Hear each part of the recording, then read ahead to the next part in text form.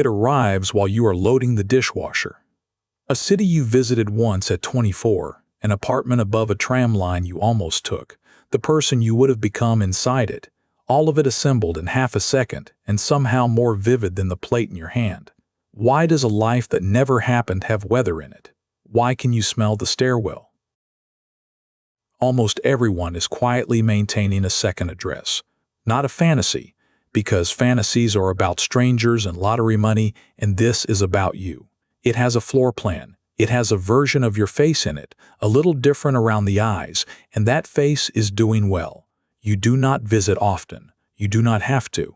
The place stays furnished, the heating stays on, and some part of you keeps paying for it without ever once looking at the bill.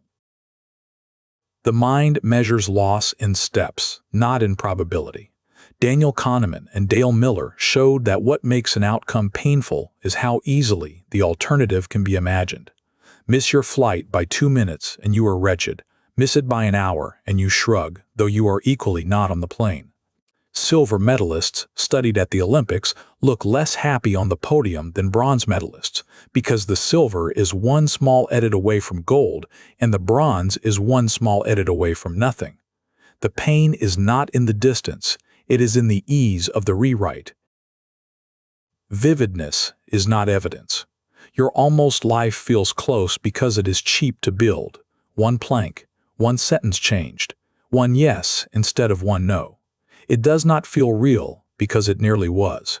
It feels real because it is nearly nothing to imagine, and the mind confuses the effort of construction with the weight of truth.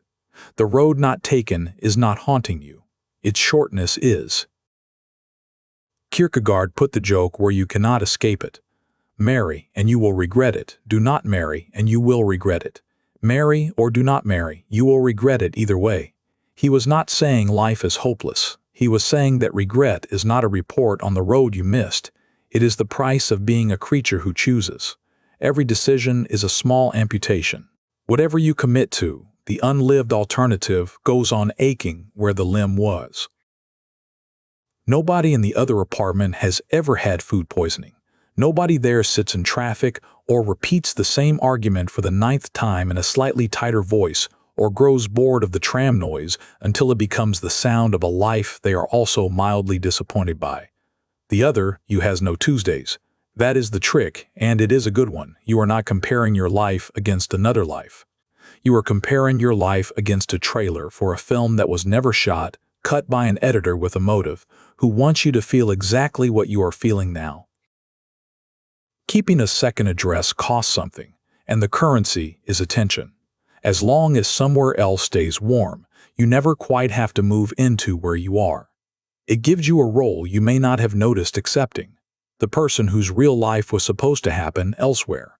And if the real one was elsewhere, then the flaws of this one are not fully yours. That is an alibi.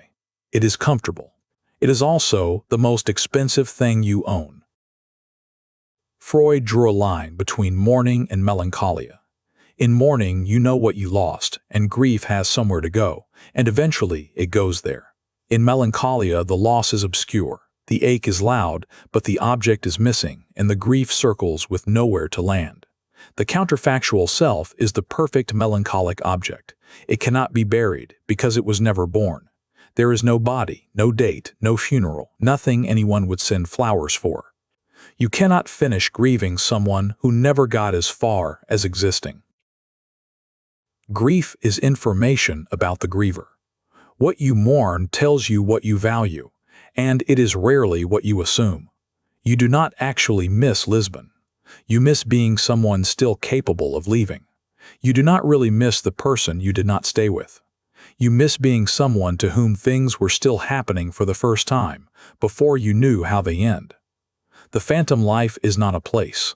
It is a message about what you still want, written in the only handwriting your longing has, and delivered to an address that does not exist. The other you is mourning you. Derek Parfit spent his life arguing that personal identity is thinner than we want it to be, that there is no small unchanging kernel traveling through the years wearing your name. 20 years of different mornings does not produce you with a better view.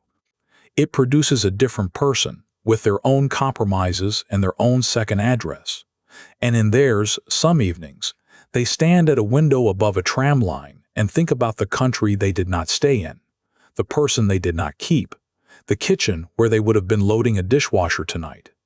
There is no life in which nobody is missing. Try walking through the apartment on purpose, once, with the lights on.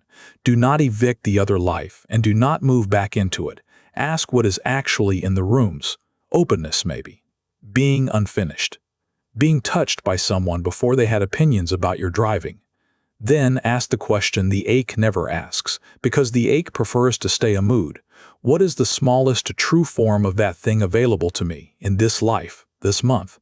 Not as a hack, as an act of translation, taking what your grief was pointing at and finally reading it in a language that has a Tuesday in it. The visits will not stop, and they do not need to. When the other life turns up over the sink, it is not an accusation. It is your own capacity for wanting, still intact after everything, still able to picture something and love it. That capacity was never the enemy. It just had a bad postal system. What you are left with is the life that can be touched. This one has a floor plan too, and a door, and a person standing inside it holding a wet plate, deciding whether to keep grieving a stranger or to look up. If this gave you something to sit with, that is what this channel is for. Small shifts in how you see your own life. I will see you in the next one.